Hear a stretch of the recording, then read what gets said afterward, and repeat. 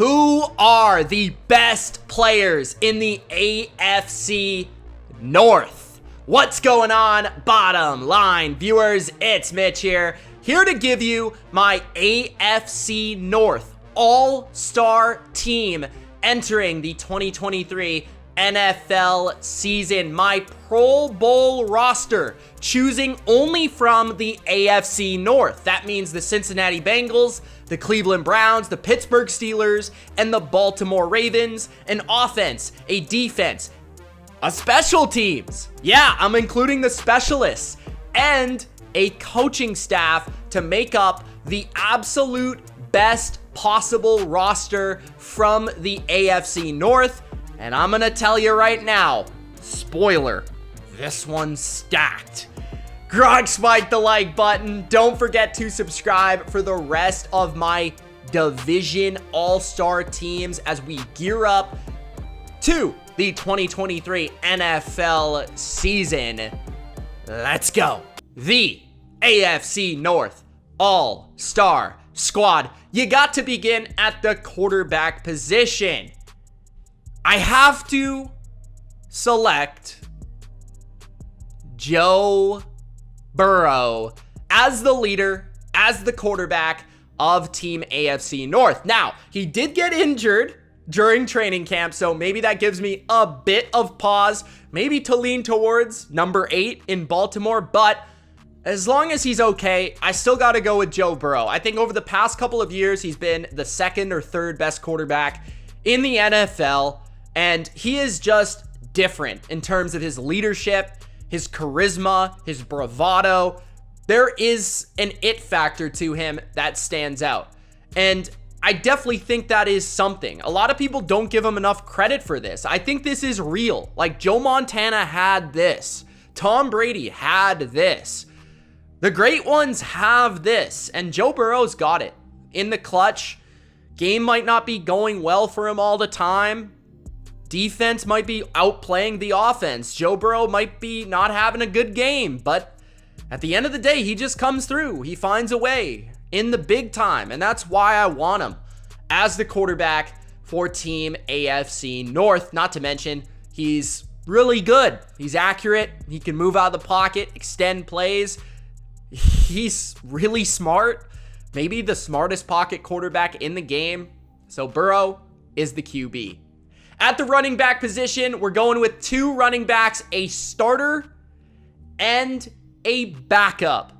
The starting running back is, of course, going to be Nick Chubb. If you were to choose anybody else to be the starting running back for this division, you would be absolutely needed to be checked into an asylum. Like, Nick Chubb is easily the best running back in this division. It's not even close. He is a home run threat on basically every run. He has extreme power to his game, is probably the most efficient, consistent runner of the rock in the game today. And the backup running back, I'm going to take somebody that can do a bit of everything, that can spell Nick Chubb, that has experience, that can pass block well. I'm going with Joe Mixon. You know, you could go with Najee Harris here. I don't really think I would go with one of the Ravens backs personally, but I like Joe Mixon. The reason I like Joe Mixon, he's proven he can catch the football. He's a really good pass blocker. He's got great vision. He's different from Nick Chubb. Nick Chubb is very downhill, decisive, and he goes. Joe Mixon is more about vision, kind of stop, start, hesitation, and getting tough yards through kind of swifting through and maneuvering through the offensive line. So I think they're very different players. So he brings something different to the backfield to spell Nicholas Chubb. At the wide receiver position, the number 1, the X, the Alpha is going to be, without a doubt, Ja'Marr Chase. Ja'Marr Chase not only was drafted to the Bengals, but he will be drafted to the Team AFC North squad to team up with Joe Burrow, his QB. Ja'Marr Chase is absolutely phenomenal, and I don't think he gets enough credit. I honestly don't think enough people talk about Ja'Marr Chase. I feel like because Justin Jefferson has taken over the NFL, all of the spotlight has gone on Justin Jefferson, the LSU dude. And before that, Odell Beckham Jr., the LSU dude. But I mean, Ja'Marr Chase, if he was the best receiver in the NFL this year, next year, the year after that, I wouldn't be shocked. Physically speaking, there is nothing he cannot do. He stops on a dime. He's got excellent speed. He is massive. He breaks tackles. He's maybe not the most nuanced route runner, but he's so physically gifted, has such great hands, great ball tracking ability. He is a dangerous football player, and I wouldn't be shocked again if he became the best receiver in the NFL. Wide receiver 2 is going to be T. Higgins, also a Cincinnati Bengal. I gotta keep intact the Cincinnati vibe at the wide receiver position. I think T. Higgins is the second best receiver in this division, honestly. I do. I think that his jump ball ability is right up there with the best in football, right there with Ja'Marr Chase, with the best there is. And T. Higgins is maybe the best number 2 in football right now. If Chase goes down, this guy can step up and be a target machine, win on deep digs, over routes. He's a great middle of the field guy, but his height and his ability to extend is also great down the field. Wide receiver 3 is easily Amari Cooper. I feel like this was a very easy trio to build for me. Amari Cooper also gives us something a lot different from the rest of the receiving core. He's a little bit more finesse. He's a little bit more refined. He is very detailed in his routes. He's got very quick feet. He is still explosive to get downfield, but he's more of that route running guy when Ja'Marr Chase is just an absolute beast and T. Higgins is a jump ball guy. So it gives us another element to our basketball wide receiver group that we're looking to add. At the tight end position, it's Mark Andrews. Again, not very difficult to choose here. It just speaks to how talented this division is because they have superstars at every spot. Mark Andrews is a beast. And I feel like this year, I think he's kind of sliding under the radar because last year wasn't his best season. The year before was amazing. It was spectacular. It was actually better than Travis Kelce. But last year, he just wasn't as productive. And a lot of teams are focusing their attention on him. Now that he has Odell there, now that he has Zay Flowers there, now that he has Rashad Bateman, there's going to be pressure off of Mark Andrews, which means that you're going to see better from Mark Andrews. Trust. He's got great hands too. He's going to be so good with Joe Burrow throwing him these perfectly accurate balls right on the money. I mean, forget it. The offensive line. At the left tackle position, we are continuing with another Baltimore Raven. Honestly, the offensive line might be one of the weaker spots of this stacked team, but at the left tackle spot, if he's at his best, Ronnie Stanley is an exceptional player, especially when it comes to pass blocking. He is very, very good, and obviously playing for Baltimore, the guy can run block, okay? He wouldn't be on the team if he couldn't, but Ronnie Stanley's problem has been health. If he's healthy, he's a stud. At the left guard position, Joel Bitonio of the Cleveland Browns. You knew it wasn't going to take long to get a Cleveland offensive lineman on this list, did you? Joel Bitonio has been one of the best left guards in football for a while. It felt like before he really broke out, he was always a very steadily good player, and then he just, the last 3 years, has become an absolute elite, without a doubt, top 3, top 4 guard in the NFL. And I believe that's what he brings to the North, a powerhouse in the running game. At the center position, we're going back to Baltimore for this one. Tyler Linderbaum, man, it didn't take him long, as I thought it wouldn't. Everyone's like, oh, he's short. Oh, he's short. Bro, the guy plays like a wrestler on the football field. He is so good in space. He's so quick. It doesn't even matter. This guy feels like the next Travis Frederick to me. He's so good. I feel like perfect for Baltimore, perfect for the AFC North, the best center in this division. At the right guard position, we're going back to Cleveland for Wyatt Teller. Teller, Bitonio, you can't go wrong with the duo, and great chemistry on the offensive line. Another absolute beast, a big, powerful dude at the right guard spot. At the right tackle position, I'm going back to Baltimore. I mean, I'm sorry, okay? We got Cleveland, we got Baltimore. There's a reason they're both in the top 5 of my offensive lines. I honestly think people sleep on Baltimore's offensive line a lot more than Cleveland's, but I'm going with Morgan Moses. I just thought he was exceptional last year. PFF graded him as the 13th best tackle in all of football last year, and he's just been really, really steady the last 8-10 years of his career, however long he's been in the league. He's never been bad. He's never been below average. He's always at least been average, and if not better. He's always kind of been good. And last year might have been one of his best years of his career. I feel like he's just a steady presence on that right side. Could I have gone with maybe Jonah Williams, or played the tricky game of moving Orlando Brown over to the right side? Could I have gone with Jack Conklin? Yeah, potentially. But I just want to give credit where credit is due. Morgan Moses has been a very good football player, has never been given credit for it, and I think he deserves it based on how well he played as a top 15 tackle last season. That is your offense for the AFC North. For the AFC North defense, we must begin with the edge position. There is not a better edge duo than this one. I just don't think it's possible, okay? Let's begin with my first pick at the edge spot. It's going to be TJ Watt. TJ Watt can play in any scheme, in any system. The guy could probably play stand-up linebacker if he wanted. I think I want to give credit to TJ Watt.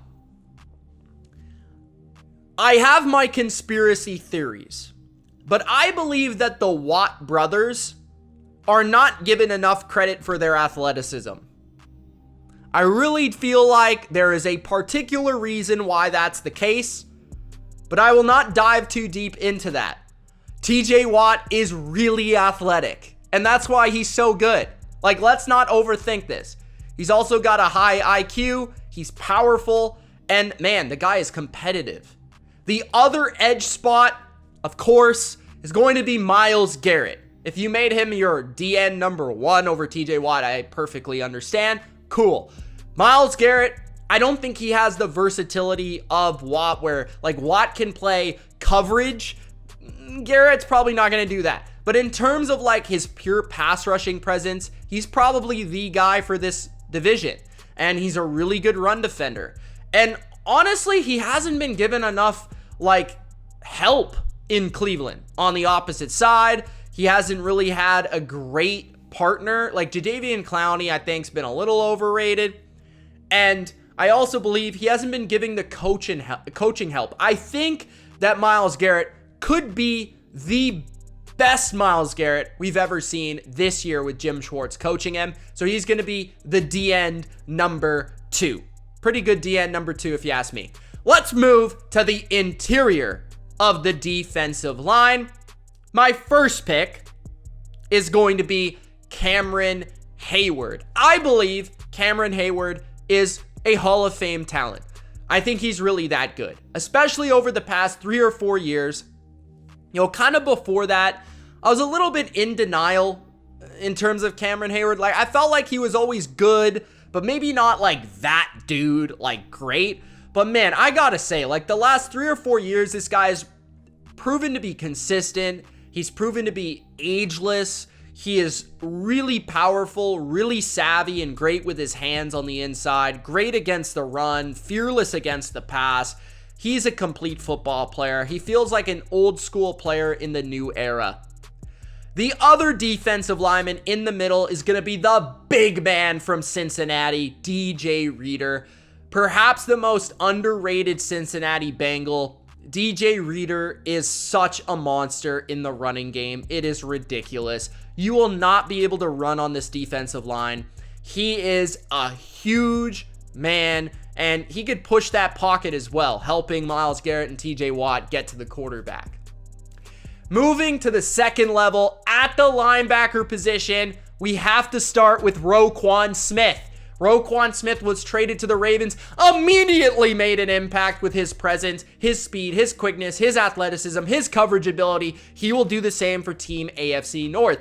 Pairing his athleticism with Jermaine Pratt, I'm just saying, that would be pretty cool. Pratt has been one of the best coverage linebackers in the NFL, playing for the Bengals, kind of slipping under the radar for Cincinnati's defense. This guy's been so good in space, and he plays basically every down, every play versus every personnel package. I could have went with his partner in crime, Logan Wilson, but I decided to go with Jermaine Pratt. I just thought he was a little bit better last year, and he doesn't exactly play that middle linebacker role. More so, that's going to be Roquan Smith. I think Pratt's better as the second backer on this team. Moving to the safety position. Two players that do sort of both play free safety, but actually my strong safety, Marcus Williams, played a lot more in the box last year than expected. He got injured for Baltimore, but they actually moved him closer to the line of scrimmage last year than he had previously played in New Orleans, and he made a ton of plays. Like, he was big time last year, and I've been told by Ravens fans, man, they're very high on him. They expect him to be an all-pro this year. Marcus Williams, I think, is an excellent player. I just think he's so smart.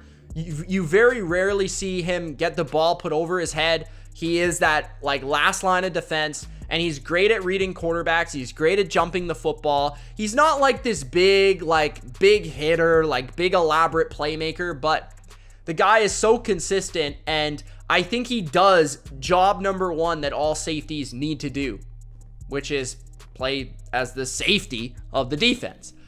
My free safety playmaker, do it all. Of course, it's Minkah Fitzpatrick. You could argue this guy's the best safety in the NFL. His range is just superb. Like, he can cover deep, he can cover short, he can play on tight ends, he can play middle of the field, zone, robber, all that. If you have Marcus Williams and him switching up as the deep safety, you could do that if you like. Minkah is really, really good at just breaking on the ball. Like, run game, pass game, he has a sense for the football. At the cornerback position, this one was tricky. My number one corner is Marlon Humphrey of the Baltimore Ravens. I think he was the best corner in this division last year. The reason I think it's tricky is because I think you could argue he might be better at nickel than he is on the perimeter. Like, he played more on the perimeter, but like when he plays at nickel, his presence as a physical force, given how big he is, how good of a tackler he is, he's great at punching the ball out, making fumbles and stuff like that. Like, this guy is really good at nickel. So you could place him at nickel and place another guy on the outside as well. But I'm going to go with Marlon Humphrey. I just think you can move him around. He can play man, he can play zone, he can do it all. He's also great in the run game. My CB2 is going to be Denzel Ward. Did not have his best season last year, but in terms of his overall career, his physical profile, the way that I would want to play defense, Denzel Ward makes a lot of sense. I think this guy has been kind of underutilized for his skill set. Like, he's always been good. He's always been a top 10 corner in my eyes, but I feel like he'd be even better if he played more man coverage. I expect that in Cleveland this year.